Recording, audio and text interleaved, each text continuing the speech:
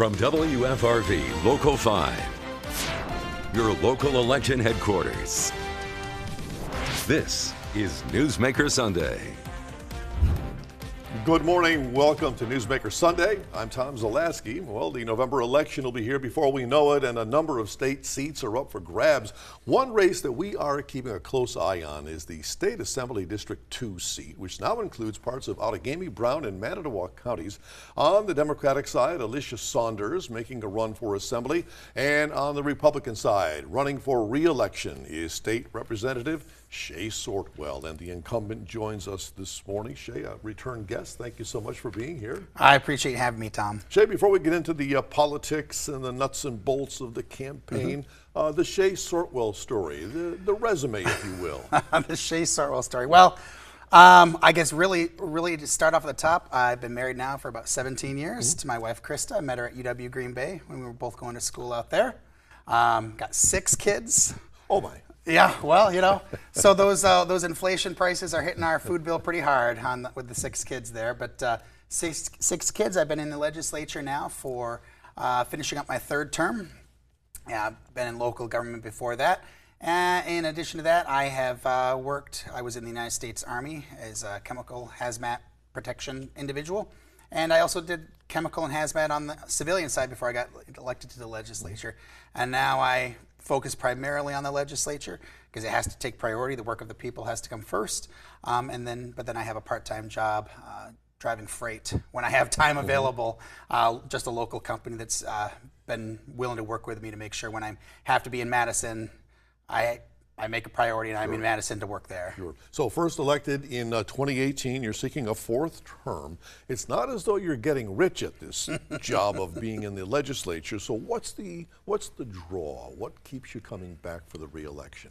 You know, I would say there's 2 things that really make the job worthwhile. Because let's be real here. I mean, if you get involved in politics, if you've ever been an elected official, it could bring a lot of stress to your life. It can be hard on your family. And it could be something that just could be frustrating sometimes. But there's 2 things I think that really bring me back again to the legislature. One of them is really having a true commitment to actual limited government. People ask me, you know, I ask school groups when they come through the Capitol, you know, what is the purpose of government? Why do we do what we do? And I tell them if they don't have an answer for me, I said, I believe the purpose of government is listed right in our Declaration of Independence. It says that to secure these rights, governments are instituted among men.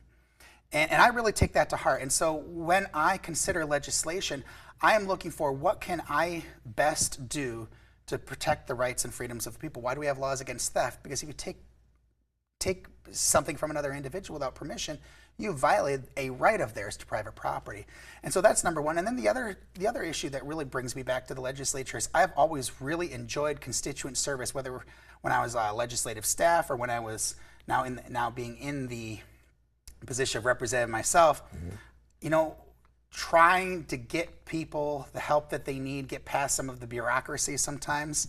It's actually really rewarding, and I really enjoy working closely with my staff to make sure that when somebody calls us and there's something going on with the state government or a local agency that they're not getting the helps and the services that they need, that we solve that problem as best we can. We can't help everybody, but we really do try, and I love that. Those are the 2 things that really bring me back. And as we mentioned earlier, there have been some changes now in the district. Now you've got parts of Outagamie, Brown, and Manitowoc County. So are you campaigning in the same way that you used to, or has this redistricting changed the way you're getting your word out? Well, I will tell you, I'm putting a lot more miles on my truck. You are, yeah? Oh, absolutely. So the district as it was before, it was basically the city of De Pere, and then all the way down to the city of Two Rivers, and then all the rural areas in between. That was the district.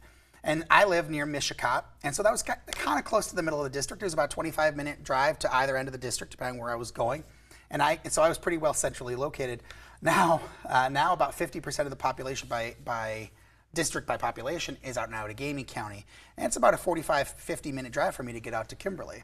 And I go out there almost every day to go knock on doors and go talk to people and try to hear what they have to say. And you'd be amazed if you've never done it, if you've never volunteered for a political campaign or never been a candidate yourself, you'd be amazed how many ideas you get directly from the people on a whole load of different things that you've never thought of before, because it's just something that it's not in your wheelhouse. And you hear this issue and it's like, oh, that's really interesting. I've got 3 or 4 different bills right now myself and my staff are working on this summer to be prepped for next session, presuming I win re-election, Right. from ideas I've gotten at the doors this summer so far. So, UW Green Bay guy, when you were there, you were a member of student government, also college Republicans. You also founded a pro-life organization. Are those organizations still around today? Do you still have any hand in those? I can't say I have a whole lot of interaction with the students too much anymore. I do know that UW Green Bay College Republicans, as of the last 2 years ago, last election cycle, was still pretty strong and going. Okay. You know, those political organizations, they tend to ebb and flow with the election cycle. So I'm sure if it's not there, it'll be again soon, but I'm sure there's some version of it right now. You could have stepped away. So are there some pressing issues that are still on the table that you haven't accomplished yet? You know, Tom, there's always pressing issues. And there's always the work of the people to be done. And sometimes it's on niche issues. Like I said, I've gotten a number of different ideas from some of my constituents at the doors. And then sometimes it's on bigger issues. And sometimes it's things that are obvious to people when you just look at it. There's lots of things we can do to try to help with the economy.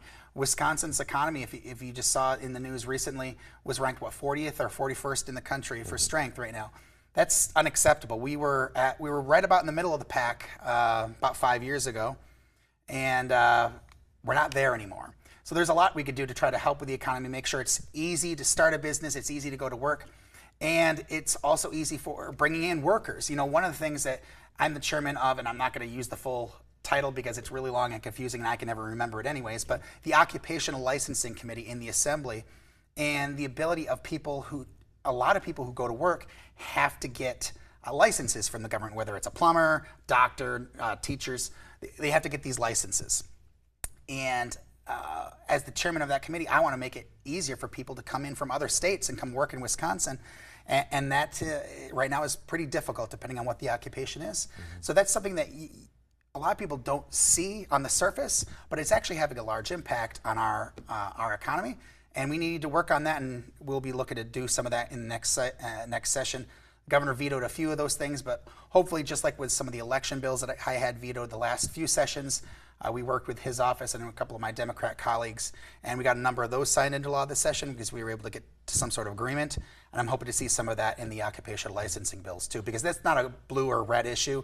There's some very blue states that have passed some of these reforms, and some very conservative states as well. So hopefully we can have a meeting of the minds on that. In your political past, you've got serving on the Green Bay City Council, a Gibson Town Board, 9 years, as you said, in the U.S. Army, Chemical Corps. Yes. How did you get in the Chemical Corps? Why does one do that? Well, I guess I originally chose that job specifically because I decided I was going to join the Army. You know, obviously could have joined the Air Force, Navy, etc. And one of the reasons was because I was considering what was I going to do on the civilian side. Keep in mind that back when I was doing that, the economy was doing quite poorly. I mean, that was right at the end of the Bush administration, right at the beginning of the Obama administration. The economy was not doing great in 2008, 2009, 2010. It was doing pretty poorly. And so I was looking to bolster my resume to figure out what skills could I bring that were not just kind of a college degree, but real life world skills that I could bring into the economy. And hazmat seemed like something that would be a hireable skill. And that was it. We are back with more with Shay Sortwell right after this, so please stay with us. Thank you. Back now with State Representative Shay Sortwell seeking re-election for the State's Assembly's 2nd District. You were behind a dredging bill that was signed into law. You were active in that legislation. What was the bill? Why did you propose it? Well, I will tell you, it's for the same reason that I've written a number of my bills. I knocked on a door, and a guy gave me an idea. And it was funny. I got that idea in 2018 when I was first running for office. And I just so happened to knock on the door of the city manager for the city of Two Rivers. I have a list of addresses. I don't pay attention to really who I'm talking to. All of a sudden, there's Mr. Buckley, the city manager for Two Rivers. And so basically, he brought up this issue where a few years back, the city of Two Rivers had to dredge its harbor. And unfortunately, just because of the regulations were written so poorly, that it was the simplest and really most cost-effective way for the city of Two Rivers to deal with this, that they took their dredgings from the harbor and they trucked them to a local waste facility and dumped them there. The thing is most of the sand that you're dredging up out of the harbor of Two Rivers is clean lake bottom sand. It's really not harmful. Most of the time when the Army Corps of Engineers does the cleaning, does the dredging, they take basically a giant vacuum cleaner, they suck up the sand, they blow it back up onto the beach. That's what they do.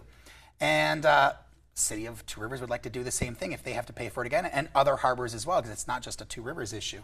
Manitowoc, Superior, all these. And so basically, we sat down to try to figure out how can we change the regulations for the state of Wisconsin so that we can do the same environmentally responsible function that the Army Corps of Engineers has done. But, you know, it's easy for you and me to say, well, we want clean sand being reused. Well, what does clean mean? As soon as you get the scientists and the experts involved, clean means a whole lot of different stuff. And so that took about 3 years of going back and forth with some of the environmentalist groups, the DNR, the governor's office, until we finally worked, and I would say I worked with Senator Andre Jacques on that bill as the primary author. Also, Senator Coles was very highly involved in that bill. He was very helpful to try to get some of the language down. And so we eventually were able to craft a bill so that all these lakeshore facilities, all lakeshore communities, basically what they'll do is they will test different areas, and if there's an area that's more contaminated, well then that area can be treated as hazardous waste or as a contaminated area. And then if the other areas where they take core samplings, if those areas are clean, then you just pump it right up, and it should save the taxpayers a lot of money and still be great for our environment. Shay Sortwell is our guest, and we have much more to come with him right after this, so please stay right there. We are back now with State Representative Shay Sortwell seeking another term in the Assembly. Campaign website, you mentioned a number of issues. Let me hit upon a few of those. Number one, keeping communities safe. We don't normally think of Northeast Wisconsin as this high crime area. So what's going on out there that has keeping communities safe on the front burner? Well, you know, it's an issue not only for Northeast Wisconsin, but an issue for the whole state, and really an issue for the whole country, where there's so many different aspects of that we need to make sure that we are supporting our police, we're giving them the resources they need. But I will also say not only the police, but the court systems as well. So I believe the case is still in the books right now. There is such a backlog in Brown County related to court cases right now that people are not receiving justice in Brown County. Victims aren't receiving justice. People who are accused aren't receiving justice, whether they should be convicted and sent to prison or found innocent and not go to prison. These cases are backlogged. And so that was one thing in particular in the last budget. I'm not on the budget committee, so I try not to draw too hard of a line in the sand as it relates to the budget. I have certain principles I want to see, but I let the budget committee, for the most part, do their jobs. Right. But I did tell them before we did it that we need to see a serious investment in the court system to make sure that these cases are being done in an efficient manner, that these cases are being processed.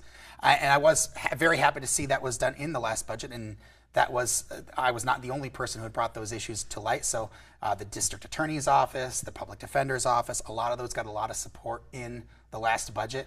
But in all honesty, it's probably just the start. We need to continue doing that. We probably need some more judge positions as well, because they can only handle so many cases. And when we do this, this will keep our community safer. Because a lot of times, I know there's a gentleman facing charges for threats against my family, in fact, and he hasn't gone to trial yet because there's such a backlog in across the system, whether it's Manitowoc County, Brown County, wherever. And we need to make sure that these cases are being done, as the Constitution says, in a speedy way. Right. Another issue, fighting waste, abuse, and fraud. What's going on out there that you feel needs attacking? Well, when the government is involved, there's almost always going to be waste. There's not always fraud, but there's always going to be waste. There's always going to be inefficiencies, and we need to be looking for these. I mentioned the occupational licensing issue before. There's a lot that could be done to speed up this process. Now, I will say that there has been some improvement there over the last couple of years to make sure that people can get to work more quickly, but there's a lot more that could be done. We want to make sure that we're not doubling efforts. I mean, right now, depending on what license you're getting, you may have to provide the exact same information twice to two different places in the government, or to the government and to your school. That for your, we need to consolidate these things. We need to get rid of this waste, and so that we can operate government as efficiently as possible, so that the people can get to work. I mean, so there's so many aspects of that. That's what my primary focus, because that's my committee related to it. But there's so many aspects of it in so many different areas. I just got off the phone earlier with a constituent today who's concerned about family care issues, and she thinks that there's inefficiencies there, and that they in fact, our patients aren't getting some of the care that they need. And so we're going to look into that for her and see what we can do to fix some of those issues. It's an ongoing battle, because that's always what happens in government, is there's always complacency that grows, and then you need to fix it again. So, fixing the economy, that's taken a big bite. Sure. The economy, there is so much that we could do in the economy. Taxes are a big thing, whether it's corporate taxes, whether it's private personal taxes. Simplifying the tax code, making it easier for, on the regulatory side of things, to improve the state of the economy in Wisconsin. Energy is a huge one. I'm on the utility committee, and we need to figure out ways. Right now, Wisconsin is a net importer of energy, so we have to buy energy from other states. Now, there's a number of ways we could do that and make it relatively cheap, hopefully, to import that, and that's fine, and we should certainly look at that in the short term. But long term, we need to be building more power generation in Wisconsin. Nuclear power is the latest one recently that even President Joe Biden and the Democrats have kind of switched gears on over the last couple of years, and they've realized that nuclear power is a huge source of clean energy for Wisconsin and for the country. France gets like 80% of its energy from nuclear power. So we need to seriously look at investing in power for our manufacturers. And I mean, you look at whether it's Lawton Foundry in De Pere, or it's the paper mills, they use a lot of power. Right. And so we need to work on that. Where do you stand on the abortion issue? I've always been pro-life. I've always been very committed to the pro-life issue. In all cases, any exceptions? Oh, I've always supported the exception of the life of the mother in particular. Yeah. I think that makes sense. I also say that I think Ron Johnson was right. Senator Ron Johnson was right, where he said we should send it to the people for a vote. The state assembly attempted to do that. I voted for that bill to try to send it to the people to vote and say we would set it at 14 weeks with some exceptions and see what the people had to say about it. It would only take effect if the people voted in favor of it. So it was unfortunate that the governor said he would veto it. Apparently he didn't want to hear what the people had to say on it, and it was unfortunate we couldn't convince the Senate to pass it either. But ultimately, while I have my own personal views on it and certainly support the pro-life position, I said I agreed with Ron Johnson to send it to the people. All right, we are back to wrap up with Representative Shay Sortwell right after this, so please stay with us. We are back with State Representative Shay Sortwell, seeking a fourth term for the Assembly District Number 2. You've been in Madison for quite some time. You have seen what the culture is down there right now. A gavel in, gavel out, no love lost between Republicans and the governor. Are the days of reaching across the aisle gone, or do you still have some hope for being able to work with the other side? Oh, you know, the funny thing is about the whole fighting between the two sides. A misconception? It's a lot of misconception. Okay. It's not. There's some truth to it, but you know, the governor signed over 200 bills this past session, if I'm not mistaken. Now he vetoed a lot, but I'll tell you, this past session, I sat down with one of my Democrat colleagues and I said, look, there's a bunch of these bills that I know you don't actually have issues with these on principle, but I know that they're, you know, pushing maybe some partisan issues related to politics. So what can we do to get some sort of agreement on some of these bills? A number of those election bills, I would point out, were done that way, where I reach out to my favorite Democrat in the legislature, Representative Ortiz Velez from Milwaukee. I think she's a great lady, and I work with her on a number of different bills. Now, I would say that I have a lot of disagreements with a lot of the Democrats on a lot of things, but that doesn't mean that there's not a lot of ways that we can come to a meeting of the minds on such things. Sure. All right, let me put the Shay Sortwell question to the viewers. Why should viewers vote for Shay Sortwell and send you back to the legislature? Well, look, I guess I'm a proven conservative Republican. Now, if that doesn't float your boat, you probably shouldn't vote for me. But I'll tell you, I support limited government, and I really mean that. I am 100% committed to limited government. I am 100% committed to this idea that government shouldn't do things unless they absolutely have to protect the rights of the people. I want lower taxes. I want to keep our kids safe. I want to keep our communities safe. And I think I have a track record that proves that, in fact, I get down and work hard on the issues that actually are affecting people, from occupational licensing to election reforms to so many different aspects. The 911 improvements, I was involved in that one, some of the task force for emergency response. So I've proven to the people, I think, that I have their best interests at heart, I think. And I suppose if they disagree with me, then they should follow the Declaration of Independence that says that whenever somebody is not supportive of these ends, well, you should replace them. And so that's the great part of our American system. I think I have earned their support, but we'll leave that to the voters. All right, Shay Sortwell, it's so good to have you back once again. Shay Sortwell running again for the Assembly District, and this will be term number 4 that he is seeking. What's the best part of the job? Best part of the job is serving the constituents.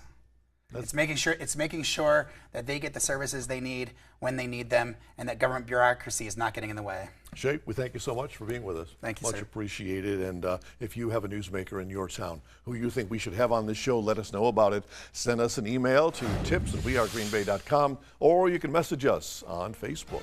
And be sure to join us once again Sunday morning at 7:30.